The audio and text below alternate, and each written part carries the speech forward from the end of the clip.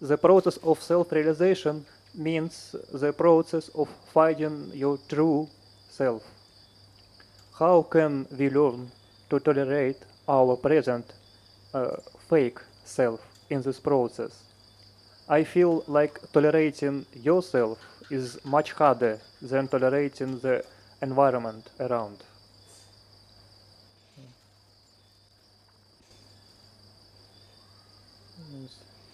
Well, huh? Means tolerating myself is much harder than Yes. tolerating the Yeah. environment. Well, Srila Guru Maharaj has said, when you're in the mud, to come out of the mud, you may have to walk through the mud for some time. So we're reminded daily, repeatedly, of our sanskar, or put another way, as our lack of sanskar, of a proper developing background. Also in Gita, Krishna says, Udared atmanatmanam atmanam avasadayet atmoeva yatmano bandhur atmoeva ripuratmana. The mind can be one's friend in self-discovery and self-realization on the spiritual path, or inimical, it can be enemy, distracting one, deviating one from the path of self-realization, self-discovery. So that implies there has to be a certain amount of vigilance. We have to be on guard for such things. Again, Krishna telling Arjuna, cautioning him, warning Arjuna in the Bhagavad Gita about how the mind can degrade one. So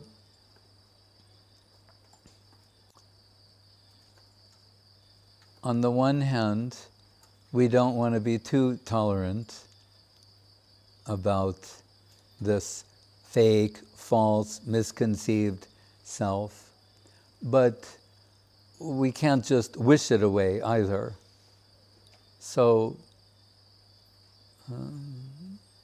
our strategy is by remaining in the association of the Vaishnavas, trying to serve and associate, that gradually some transformation will take place. But in one sense, to recognize that aspect is healthy, to understand that it's not really truly one's identity. There's some hope in that. It may be disappointing to recognize that, or to say something ugly, but from another point of view, to know that that's not ourselves actually or substantially, gives some hope for transformation. So in Upadeshamritam, Rupa Goswami saying, Utsaha nischaya darya tat tat karma pavartanat. Sango tyaga sadha shadbir bhakti vinashi, no, preceded. I forgot. But that will have to be enthusiastic, patient, determined, and honest, candid, and not defensive, not defending something that's not worth defending. It's where ahankar, or false ego, comes in, defending a misconceived notion of self. So as we hear from Sadhu, Shastra, Guru, and Vaishnav, and where that resonates in our hearts, then a superior concept of prospect of self awakens. Krishna Bhakti Nitya Siddha Sadhya Kabunoi Shravanadi Shuddha Chite Koroye Udoi. So awakening to an eternal prospect, an eternal identity. So at the lotus feet of Sri Guru and in the association of the Vaishnavas, we're hopeful.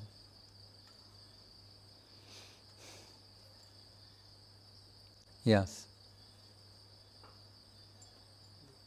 Another question?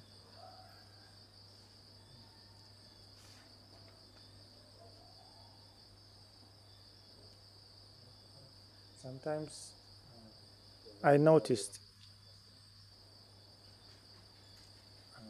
like I'm doing so. Sometimes I can use Maha Mantra to get some help in practical service to Guru. For example, to make my mind more calm or to get some insights. Is it proper, approach to Maha Mantra? I didn't hear the last thing you said. Sometimes No, the last sentence about approach. Did you say, what is the proper approach? Yes, is it the proper approach to Maha Mantra? And what is the proper approach? Well, Srila Guru Maharaj is always placing the emphasis on service. That, like you could say in the Das Aparad, right, that one of them is said to be to use the holy name to free us of sinful activity or undesirable things. That means to take service from the holy name. So we've been cautioned against that. And Guru Maharaj is placing his emphasis on service. So I think what you describe, we can understand from an analytical point of view. These are some of the beneficial side effects of Maha Mantra, but it's not the central idea.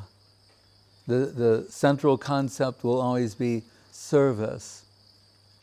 We know in the example of Madhavendra Puri, when Gopinath, in recognition of his devotion, is supplying kheer. On the one hand, he's elated. On the other hand, he wants to escape the name and fame that accompanies such a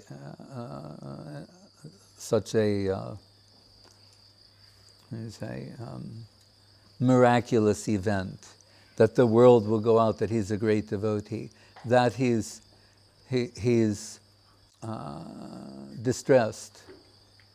When he was thinking about the prasad of Gopinath and how it might give some insight to the seva of Giridhari in Vrindavan, of Gopal, excuse me.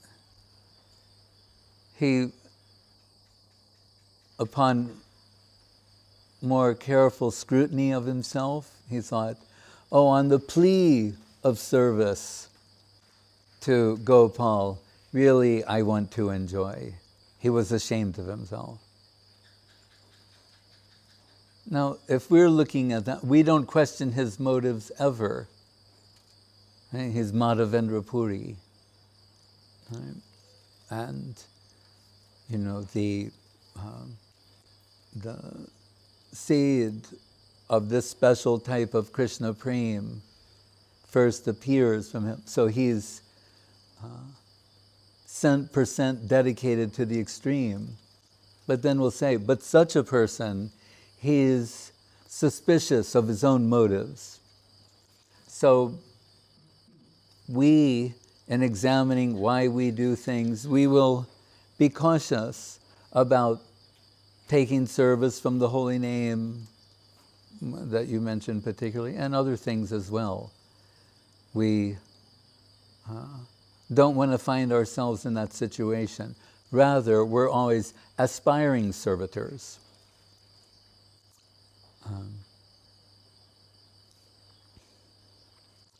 So, for example, Guru Maharaj says, when taking Krishna Nam and distracted, rather than continuing in a distracted mind,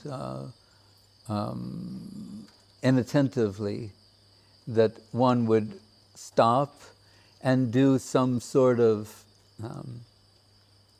active service that would refocus and concentrate the mind, and then approach the holy name again to serve in the proper way.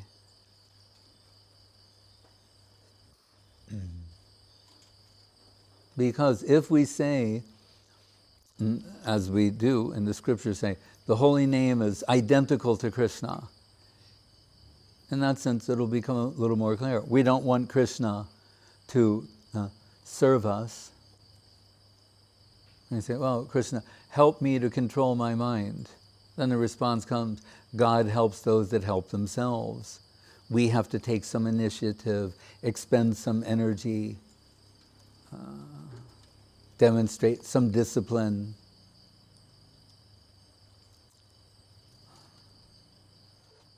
So,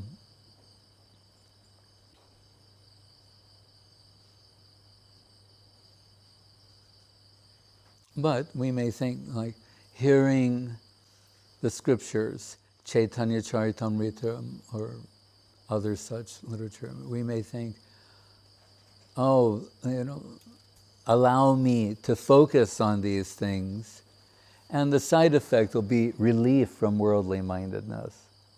Told more specifically, that's part of the effect or consequence of Gayatri Mantram. Right? To relieve the mind of worldly mindedness. Right? We see Raghunath Das Goswami wrote the Mana Shiksha, right? These prayers to the mind. You can see the sort of things expressed there.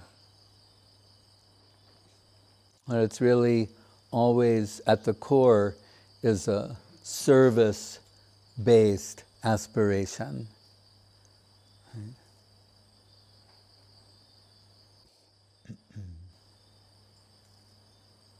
Another question? May I add something? Oh yeah, sure. So when we want to get some help to serve our guru, in service to our guru, where should we ask, whom should we ask for it? We're praying to Guru and Vaishnav, like we just sang the prayer, Gurudev Kripa Bindu Diya. Right? It says, Yogyata Vichari Kichunahi Pai, Tomar Karunasar. What was the line about Shakti Buddhihi Amiyati Din? I'm so fond, but you can give this to me. For us, Guru and Vaishnav are everything. So we think, by the grace of Guru and Vaishnav, we can do any particular seva. So that will be our prayer.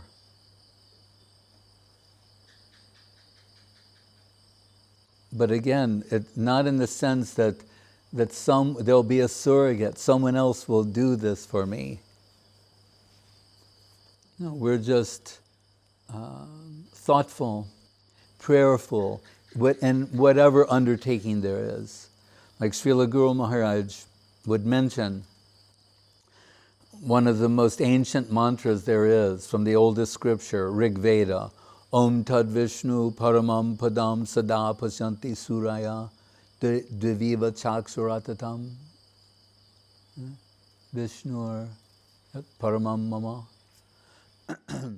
So before any Brahmins, but the spiritually inclined, before they would undertake any activity, they would offer this prayer to the Lord saying, your lotus feet are like the sun illuminating the sky. What the activity we're about to engage ourselves in, let it be under the brilliant, shining, illuminating effulgence of your holy lotus feet. Let us proceed with that in mind. So you see, whenever Vaishnavas undertake any type of activity, they're always offering some prayer to Guru and Vaishnava first. Like Bandeham Sri Guru Sri Jata Paragamanam Sri Gurun Vaishnavamscha. We see this prayer and its structure. It comes from Kaviraj Goswami. And similarly, when any Vaishnava begins some spiritual work, we see it particularly in the books of the Goswamis, they're always offering some prayers and invoking some auspiciousness from the Guru Varga. Sometimes the Guru Varga, Krishna and his associates, the holy name, they're praying, they're invoking auspiciousness. But then the onus is upon them to perform that seva.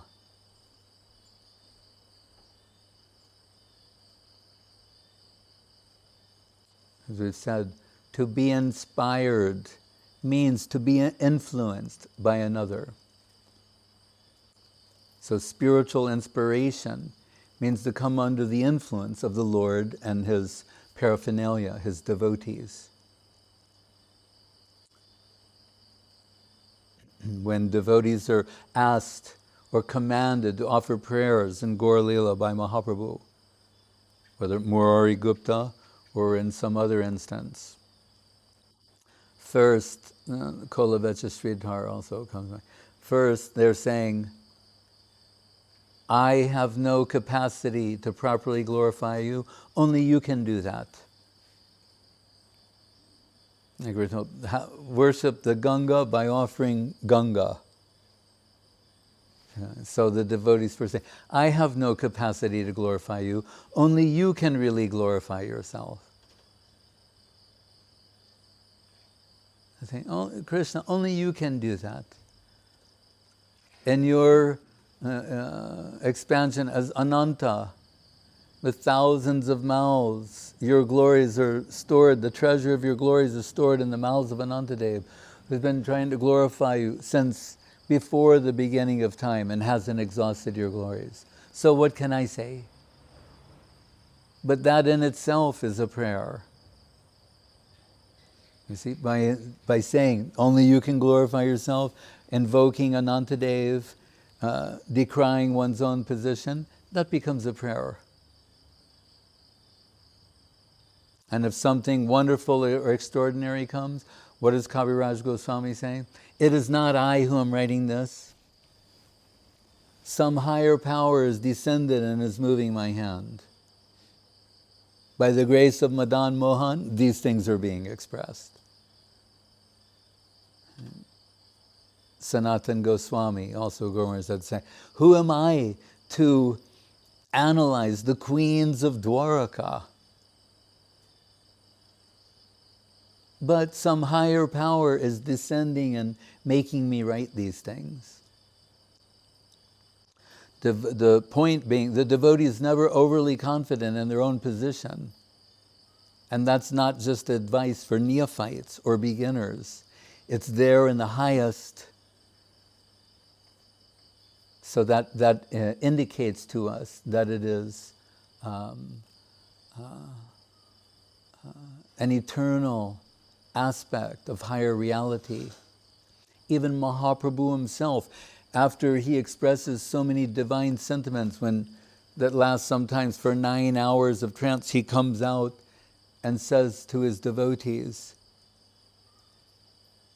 did I say anything unusual? Or in one place he says, what did he say? Ami Chaitanya.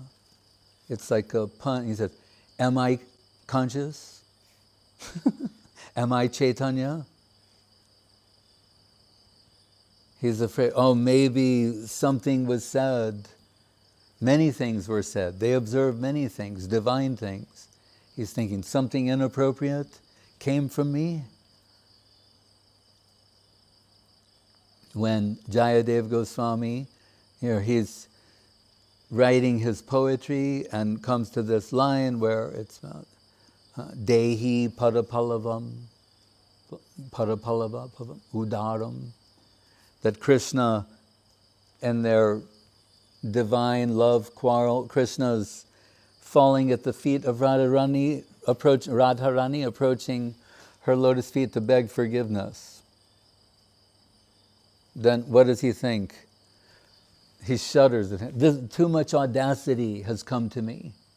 How can I dare to write such a thing? The Supreme Entity, he's on his hands and knees going to touch the feet to beg forgiveness. He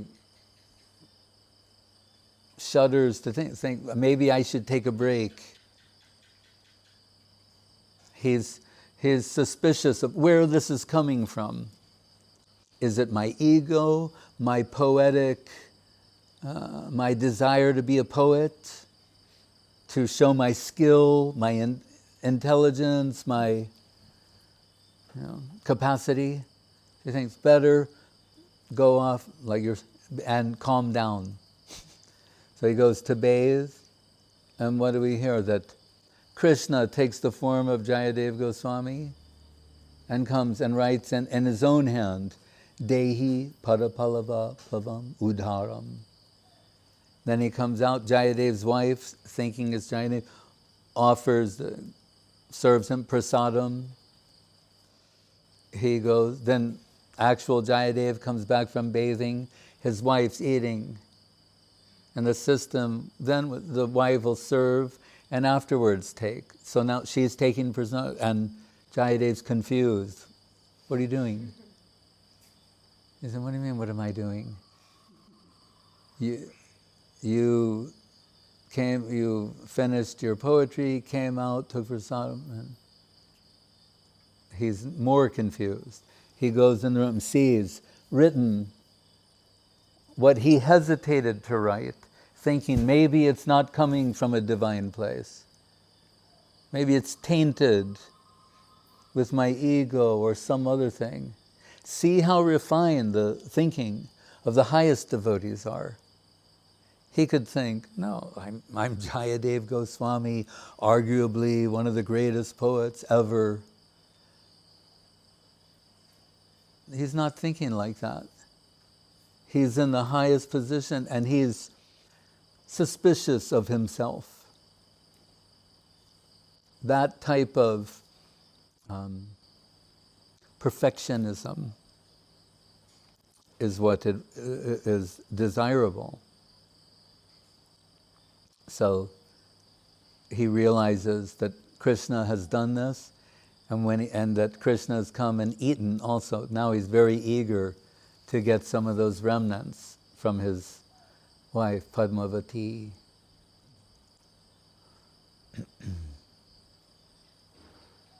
Madhavendra Puri, suspicious of his motives. When the birthday of Sanatana Goswami, Prabhu came, and Rupa Goswami from a girl nearby village obtained some nice milk to make some kheer, some such thing. It's to surprise Sanatana Goswami with this nice offering. But Sanatana Goswami is a connoisseur of rasa and taste that is of a particular quality. So tasting something of this unique, extraordinary quality, he questions Rupa, where did you get this? And Rupa Goswami says, from a girl nearby, perhaps Yavat. Sanatana Goswami saying, find that girl. Rupa Goswami goes searching, cannot find that girl. When he returns with the news, Sanatana Goswami, his heart is mortified. He's thinking, what have we done? whom our heart's, life's aspiration is but to serve her holy lotus feet, we have accepted service from her. Srimati Radharani, as Das Goswami has written in Bilapa Kusumanjali, Ashavare Amrita Sindhu Mai Katanchit Kalo Mayati Gamita Kila Sampratamhi Tvam Chet Kripam Mai Vidasha Shinaiva Kimme Prane Brajena Chabororu Bakarinapi. Saying, my aspiration is to, why I live, the reason I exist, right? Is an aspiration for Radha Dasyam to serve her holy lotus feet. However remote the capacity, that's the aspiration of everyone in the Rupa Nuga line as declared by the Prayojan Tattva Acharya Raghunath Das Goswami. It's a service aspiration. He's saying, without which, all these other things are of no value to me. Beginning with what is generally considered to be the most valuable thing, one's life, pran. My life is valueless, meaningless, of no worth without this connection. Then it takes it a step further because that's the general consideration. But what's more valuable than one's life? What could that be? Braja, Vrindavan. And Bhaktivinoda clarifies that. Radha Padman Kitadam Vrindavan Jaranam. Really Vrindavan. Don't conceive of Vrindavan as Krishna alone. Right? Again, this is being hammered by Das Goswami and in the line. Radha Padman Kitadam Vrindavan. What is Vrindavan proper? Embellished by the lotus feet of Radharani. That means, in a metaphorical sense, Radha Dasyam, where that's the place, that's how it's defined. So he's saying, so more valuable than my life, Vrindavan, of no value to me. This is what he says. And then he says, takes it one step further. Baroru Bakarinapi. Bakarinapi. Baka Ari. Saying, without you, Krishna, who should be reality the beautiful, ecstasy personified, sweetness personified, whose body is a festival, the limbs of his body, Vishvesham Anuranjanena Janayam Anandamindivara. Krishna, without you, Guru Maharaj said it in this way, he said, I know it is a shameful thing to say, without you, Krishna is a dreadful thing. What does all this mean? This is supposed to be the, Hare Krishna movement, right? Krishna consciousness. And the leader and the Prayojan Tattva Acharya of the Rupa Nuga line is saying, without Radharani, Krishna is a dreadful thing. And another place, Guru Maharaj said, without Radharani, Krishna is like Brahma. Shyamalila avalambam yadamiya mahima Sri Bhagavatam Kathayam Pratipadam Anubhutam Apya Labdabideya Tadakila Rasamurti Shyamalila Avalambam Madhura Rasadi Sri Radha Pada Padmam Prapade. Although ostensibly her name is not mentioned in the Bhagavatam, at every step of the way it's meant to take one in the direction of the service of her holy lotus feet. So whatever anxiety or suffering we have to accept on our part in connection with this service aspiration, Bhaktivinoda Thakur says, that's my happiness. Like they have the cliche saying, labor of love. So everything will be achieved if we can redirect our thinking along these lines.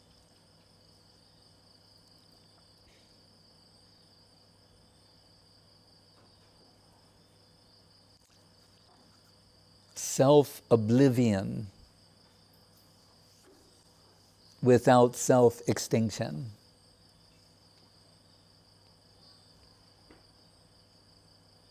That brings the ultimate self-discovery.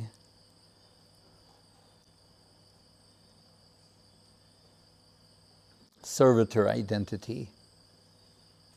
It's built on service aspirations, units of service aspiration. As the body's biological expression of the soul's delusion, the Swarup is the spiritual form of devotional aspiration and serving tendencies. So rasovarjam rasopyasya param drishtva nivartate. By redirecting our focus on what is superior or higher, automatically it's withdrawn from the lower thing.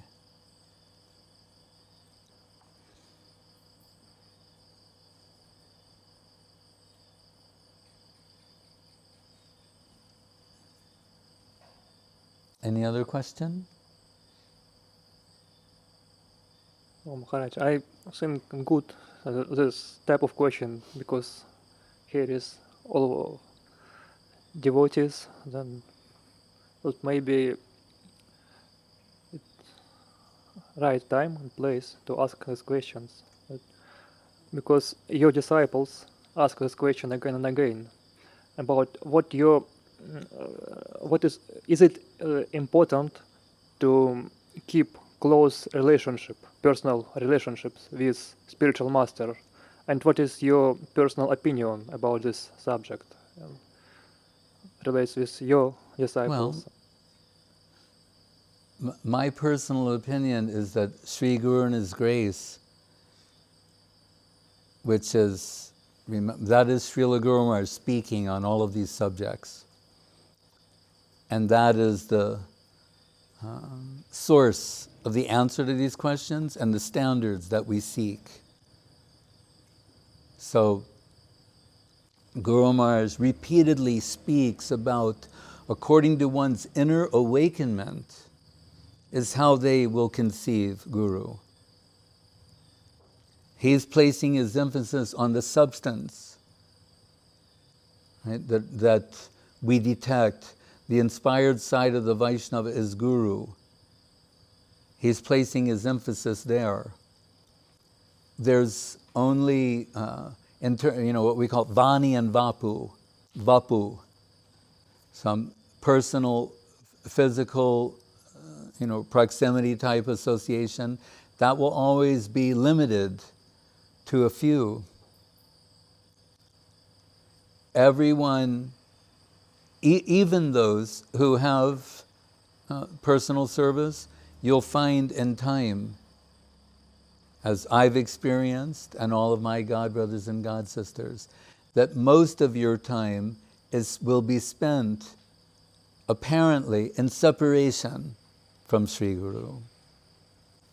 So for those who are overly dependent on personal association, that will be very difficult to sustain.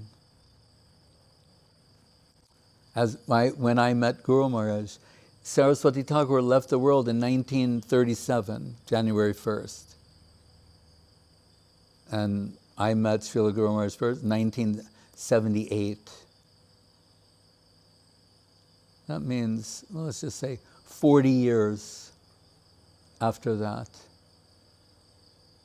So, and then you can say for another 10 years. So 50 years, he was with Srila Saraswati Thakur, during his manifest passing, from 27, for around 10 years.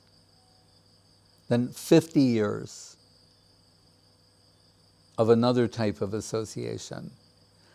And when I was with Srila Guru Maharaj, I had a choice. I thought, I can stay and be with him and record him and be with him as much as possible? But after some time, I got the inspiration to distribute what I was getting. And that's what he preferred. He gave himself as an example, saying what I should not follow. Meaning, he said, I wanted to collect the maximum from my Guru Maharaj, and I did, but my tendency for distribution was not so great. He said, but what I want you to do, you will extract from me and then go distribute that and then come back and extract some more. Gadadhar Pandit wanted to stay with Mahaprabhu. Guru Maharaj told me this in my last meeting with him. But Mahaprabhu told Gadadhar Pandit, or Rupa Goswami, but he also told Gadadhar Pandit earlier, stay in Puri, when he told not to go to Vrindavan. But with Rupa Goswami, he wanted to stay with Mahaprabhu. Mahaprabhu said, my order is that you, Sanatan, you'll serve in Vrindavan. There's some service for you there. And in pursuit of the necessities of that seva, you'll have my association. So these are the kind of things that Srila Guru Maharaj emphasized. And the days of when we were in ISKCON with Srila Prabhupada, it's a fantasy of the devotees to be Prabhupada's servant. The time of Srila Gurudev, Srila Govinda, the people, they want to be around him as much as possible. Guru Maharaj, he's only keeping a few to attend to his needs, another type of thing. But still, people thought like that. But Srila Prabhupada had, arguably, 10,000 disciples. And every one of them wants to be with him?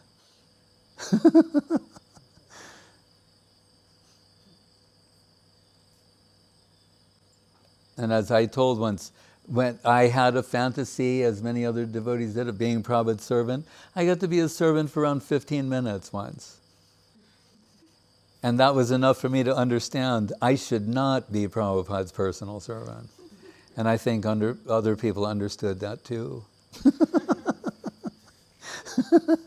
So I was thinking, for me, I worked at the press, and I thought, this is a good position for me to be. So, one devotee, they thought he loved serving in Puri so much. The leaders thought he's very attached to this place. So they called him in and they told him, you're being transferred to Mayapur. They wanted to see the look of disappointment or attachment on his face, and he was like, Haribol! He was happy to go there too. Then they realized, it's just the way he is. Wherever he's serving, he gives it his all. So sometimes that association will be there, or some personal service, sometimes not. It's painful. Mahaprabhu, he's telling his devotees, after they leave Katwa, when he takes sannyas, and they're making their way towards Puri, first he is wandering in divine madness. Kahan Krishna Prananat Murali Vadan Kahan Karun Kahan Pan Brajendra Nandan. We're told the love and affection in the heart of Mahaprabhu's devotees, he cannot escape its gravity. So he's going in a circle, But then when it's time to head to Puri, at a certain point, maybe, Atarana? I forget which place exactly, but he goes alone and it's very difficult. We can imagine something.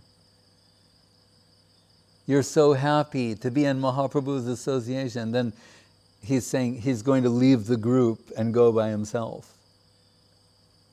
They want to die. Nityananda Prabhu assures them, being who he is, Nityananda, and he knows everything, that he'll meet us again. You know, he only by faith in Nityananda can they bring themselves to accept Mahaprabhu's will. And they're thinking, but they know Mahaprabhu, Krishna, who can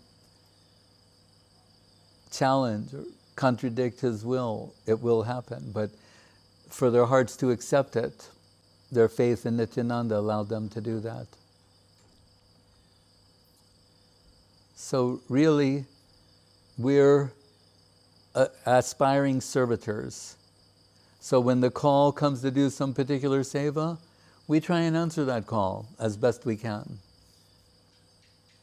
Whether it's personal service to Guru and Vaishnava, or we're being sent away, we're to offer ourselves in service. But of course, we will value any interaction we have. Srila Prabhupada used to give himself as an example. He said that he didn't meet with Srila Saraswati Thakur more than 10 times in his life. Think about it. The person who spread Krishna consciousness all over the world says he met with his Guru 10 times, 10 meetings. And some of those meetings were like a darshan. There's Saraswati Thakur giving a talk, Prabhupada's attending the talk. But we can say with absolute certainty that in Guru Maharaj's words, that Srila Prabhupada with Saraswati Thakur was always living in the relativity of his Gurudev. So it's a mysterious thing.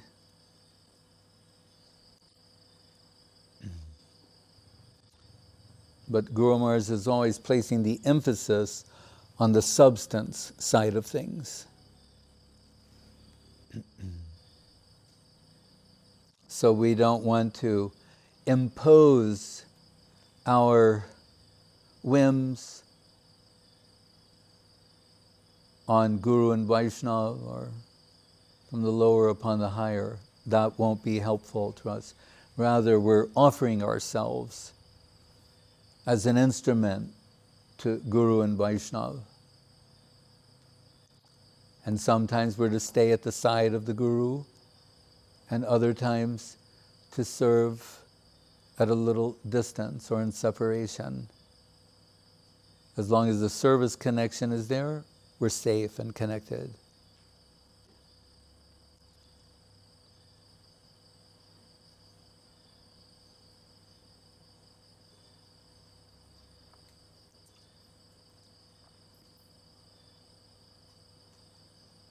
Another question? Maharaj, to stress upon these personal relationships with your guru, is it some type of egoistic sin, some type of bad sin? Well, it depends on how you define personal. So, as I said, Srila Prabhupada, Swami Maharaj says, he associated with Saraswati Thakur not more than 10 times, but I consider they have a very personal relationship. He's always in the zone of his guru. So, to be in physical proximity is not necessarily to associate. Again, an example given by Guru Maharaj, he said, like bed bugs, lice, right?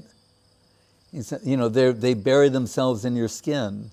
He said, so in terms of association, you can't come any closer than that. He said, but the consciousness of the lice and the consciousness of they're worlds apart. Then the inverse is true spiritually. There may be some separation, but in terms of consciousness and heart and devotion, they may be intimately, extremely intimately connected. When we read the Acharya's commentaries, like say Vishwanath Chakrabarti Thakur, we're reading something there. It's awakening a particular type of devotional consciousness in us, and we feel some connection, and we're happy to make that connection.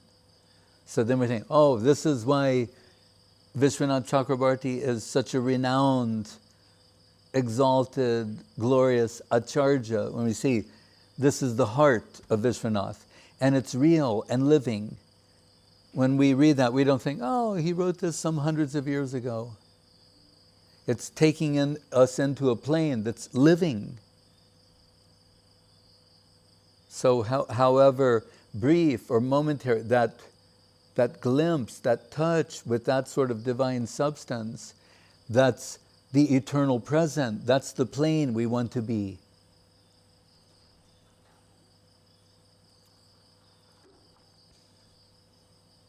They're not stories. Guru Maharaj said, Jaiva Dharma. They're not stories. These are different kalpas. When someone is asked a question in Jaiva Dharma about anarpita charim chirat, some explanation for this, I forget who it was, like Paramahansa Babaji. The answer comes from someone who says, oh, when I was in Vrindavan, I asked Sanatana Goswami Prabhu, and this is the answer he gave.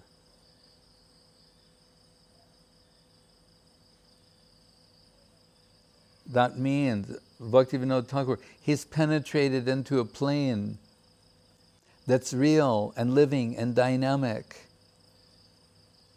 It's not a story or something that happened in the past. Only in this world is there a past. Past, present, future, that kind of thing. That's the world of time and space. There's so many restrictions. Like for those under the influence of time and space, these things are inconceivable. When sometimes Guru Maharaj spoke very wonderfully, he would say, our Guru Maharaj and Swami Maharaj, they're looking down upon this transaction and approving and appreciating. They're pleased. So pleasing Sri Guru, that's a living thing. And it's not limited. It's not about physical proximity, but internal, conscious, devotional development and awareness. That brings us in connection in a real and substantial way.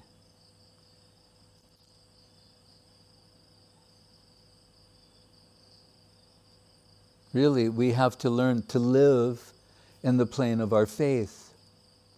And that's a wonderful thing. The whole Guru Varga is there.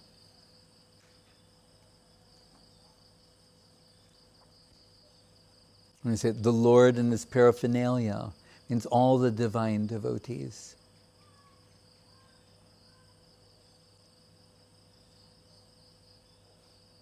So the works of Bhaktivinoda Thakur give us the hope to realize the truth of these matters.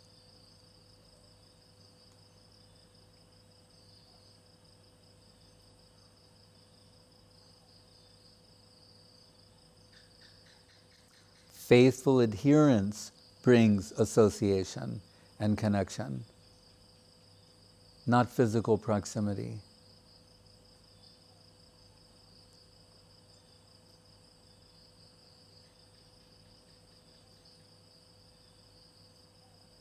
By hearing and serving, the reality of these things is awakened in the heart.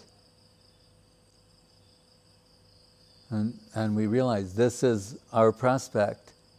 It's something exciting. And it's not limited or constricted by time and space considerations.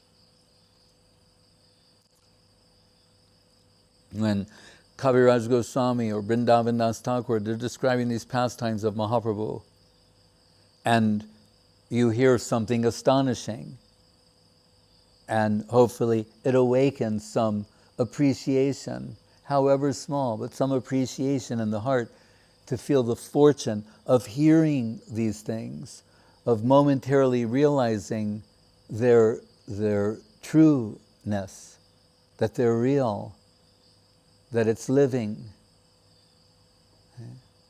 it's eternal, Nitya Lila. And what do they say at the conclusion of the chapter?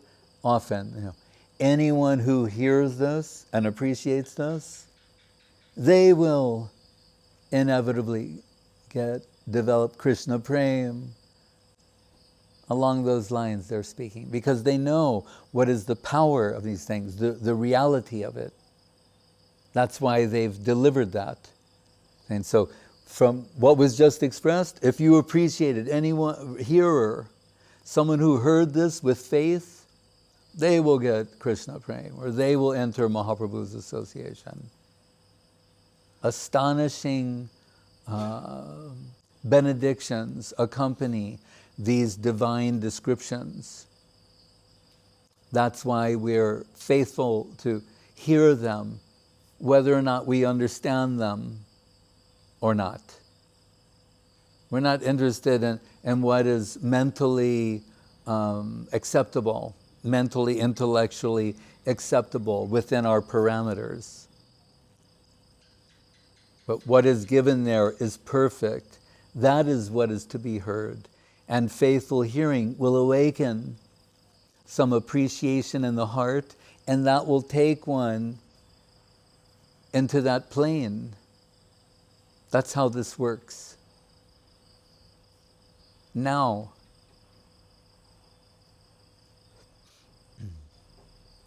Pravishtakarna Randrena Swanam Bhavam Savaroruham Dunoti Shamalam Krishna Shalilasya Yatha Sharat. Karnarandrena, through the ear, like Krishna Karnamritam, nectar from the ear. The Krishna nectar, through the medium of sound, touches the heart, the deep heart's core. That's why it's important that we have repeated exposure. The Shabda Brahma in its highest expression, Chaitanya Charitamritam, Chaitanya Bhagavat Srimad Bhagavatam. So the heart, the deep heart's core can be touched.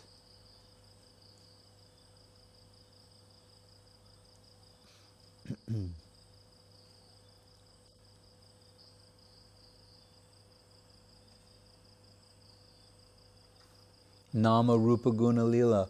Through sound, then the qualities become apparent.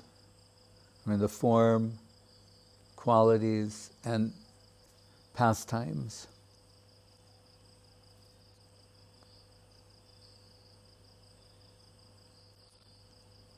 But the emphasis being on hearing and reproducing, faithfully reproducing what has been heard.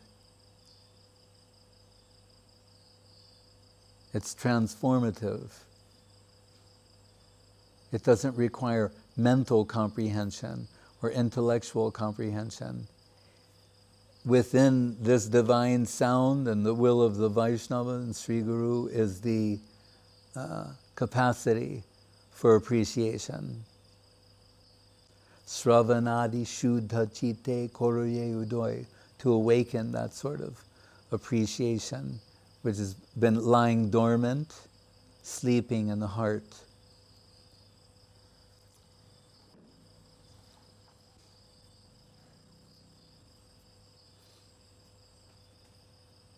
It's not a thing of the past or the future, but the eternal present. That's the plane we want to enter. In service to the lotus feet of Sri Guru and Vaishnava, the Rupanuga line.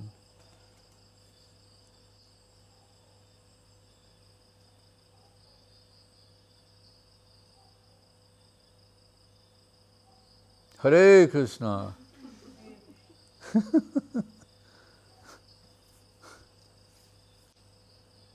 Anything else? Little question from Sulakshana Didi from China. She is asking, when we offer Ganges water to the deity, is it same Ganges or some energy of Ganges appear in this water? Well, again, that's according to the capacity of the person offering.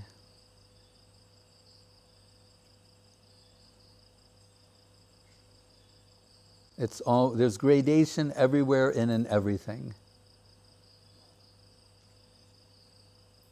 When Advaita Charja holds his palms, Tulosi dalamatrena jalasya chulakena ba vikrinite tanumsham atma bhaktevyo bhaktavatsala. With some tulsi leaves and a palm full of Ganga Jal, Mahaprabhu, depending on where you take it, and Chaitanya Bhagavat, he said, I was sleeping in the ocean of milk and then Advaita woke me up with his calls.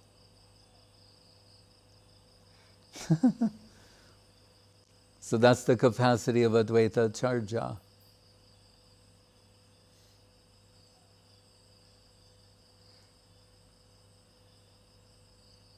So then we say, what about us who have no position? Under the guidance of Guru and Vaishnava, we're engaged in these things.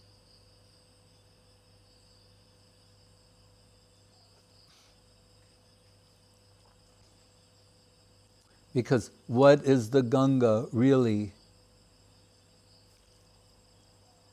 As Guru Maharaj says, again in Sri Guru and His Grace, sometimes, and we've seen in India, the one river, the water from one river is entering the Ganga. Then it's Ganga. Sometimes water from the Ganga going there somewhere else, taking on another name. He said, so there's a saying, what is it really? The current. Entering that current, it's qualified as such. So what is the current? It means a particular devotional current.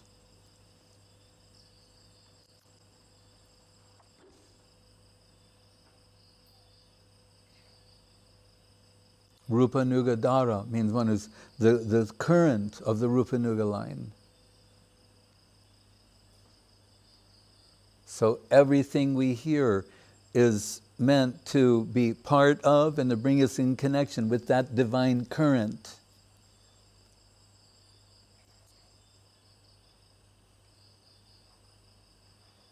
Whether it's, offering the water, whatever it is we're doing, we want to be in service to that current, to enter into the spirit of that current, the devotional spirit of that current.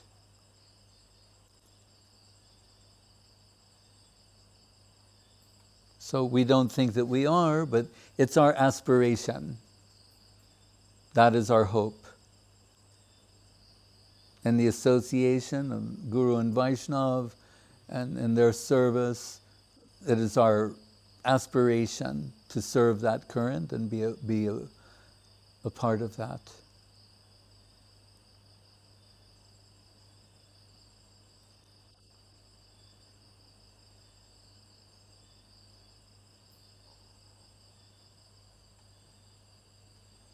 You say, Ganga Devi, Jamuna Devi, Bhakti Devi, Tulsi Devi. There must be some connecting thread, some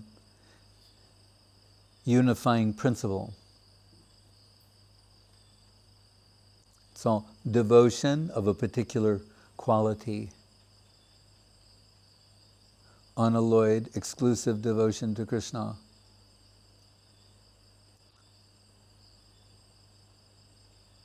Not another thing.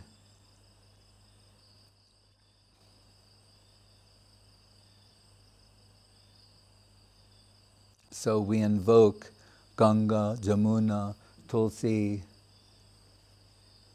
Bhakti Devi in our aspiration to serve.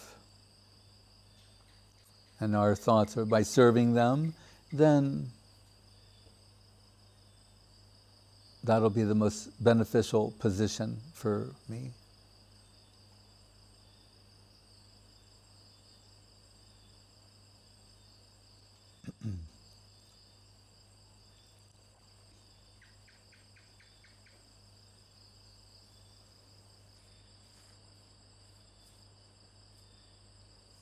Well, what comes to mind is Guru Maharaj saying, when is that? Bhukti Mukti, the one, Pisachi Hridivartate, saying when the witches of Bhukti and Mukti or in the heart, how can we ask the Divine Lady Bhakti Devi to sit there?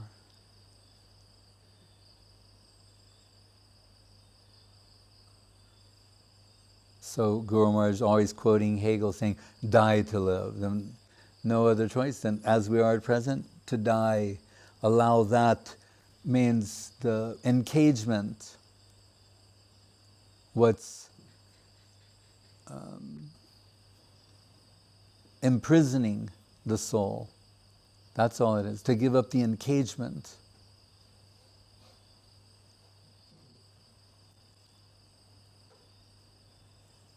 The soul thrives through service and self-giving and dedication, and is bound and caged by exploiting tendencies.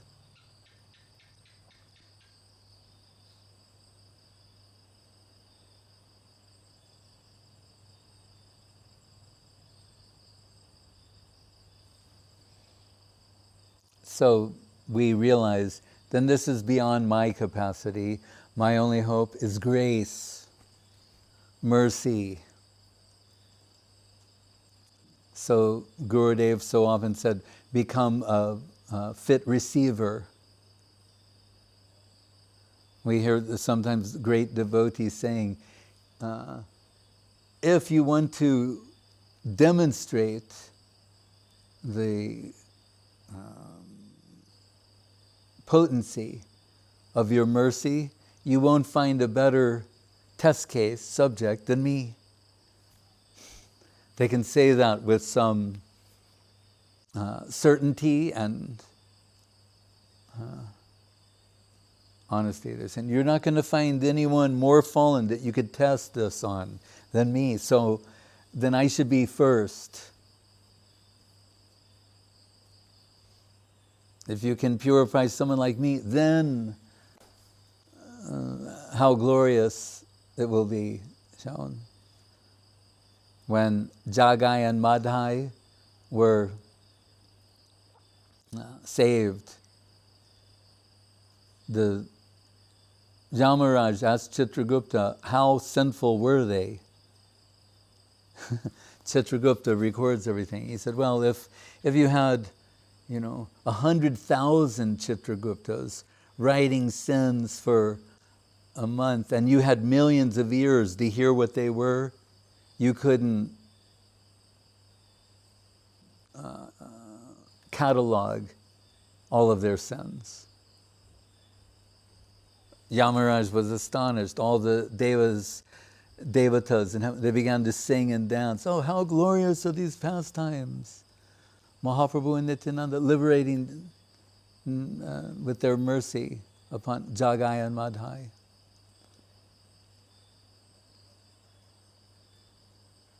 But later, devotees say, if you're really looking for a proper candidate,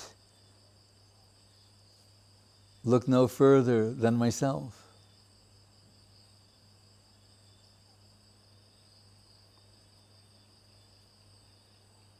So they can think like that, still requires something from our side, some give some of our energy, of what we have, sacrifice something that we have. Dedicate.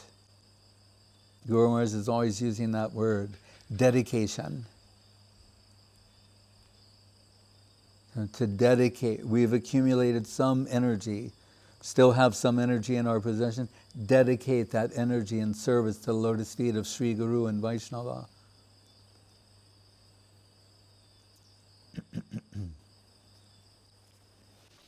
Hare Krishna.